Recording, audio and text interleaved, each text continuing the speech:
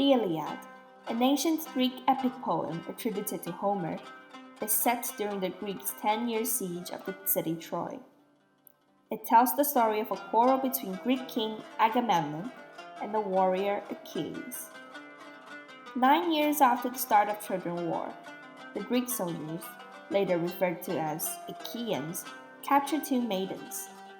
King Agamemnon takes maiden A as his prize, and Greek warrior Achilles claims the maiden B. Maiden A's father, a priest of the god Apollo, offered some ransom to have his daughter back, but Agamemnon refuses. So maiden A's father prays to Apollo, and the god sends a plague upon the Greek camp as punishment. Because of the plague, Agamemnon reluctantly gives up maiden A, but then demands Achilles to give him maiden B as compensation. Furious at its insult, Achilles refuses to fight any longer. He vengefully asks his mother to help Zeus, king of the gods, to destroy the Greeks. With Zeus supporting the Trojans and Achilles refusing to fight, the Achaeans suffer great losses. The Trojans force Achaeans to take refuge behind the ramparts that protect their ships. The Achaeans saw some hope for the future when the mission yields information about the Trojans' plans. But the next day, the Trojans advance all the way up to the boundary of the Achaean camp and set fire to one of the ships. Without the ships, the army would be stranded at Troy and almost certainly destroyed. So the Achaeans asked Achilles to come back to help. Achilles is concerned for his comrades, but still too proud to go back. He agrees to let his beloved friend, Patroclus, to wear his armor and fight pretending to be him.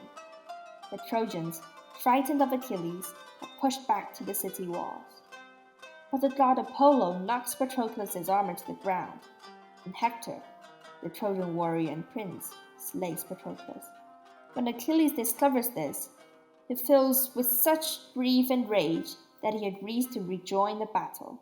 His mother goes to Mount Olympus and persuades the god of fire and forges to make Achilles a new suit of armor. Achilles then rides out to battle at the head of the Achaean army. Hector orders his soldiers to camp outside of the wall of Troy, so they all flee hurriedly inside when seeing the Achaeans charging near. Achilles cuts down every Trojan he sees. Strengthened by his rage, he even fights the god of river. Finally, Achilles confronts Hector outside the walls of Troy. Ashamed at the poor advice that he gave his comrades, Hector refuses to flee inside the city. After a long chase between the two, the goddess Athena finally tricks Hector into fighting Achilles. In a dramatic duel, Achilles kills Hector. He then lashes the body to the back of his chariot and drags it across the battlefield to the Achaean camp. Each day for the next 9 days, Achilles cruelly drags Hector's body in circles around Patroclus' tomb as a revenge. At last, the gods agree that Hector deserves a proper burial. Zeus sends the god Hermes to escort Hector's father, the Trojan king Priam, into the Achaean camp. Priam tearfully pleads Achilles to take pity on a father bereft of his son and return Hector's body. He invokes the memory of Achilles' own father.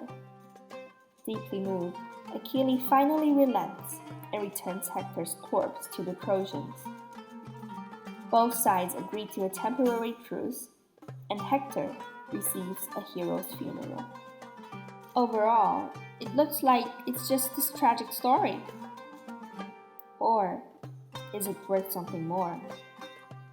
About 80 years after the Trojan War, a nomadic tribe called the Dorians invaded the Mycenaean society. Since then, the Greek civilization entered the Dark Age. Production declined, social complexity regressed, and there was hardly any historical record left for historians to study. Homer's Illiad, composed at the end of the Dark Age, penetrated the darkness like a ray of sunshine. It unveils the political system, manners, and customs of the Dark Age, and became the most important clue we have to access that mysterious part of history.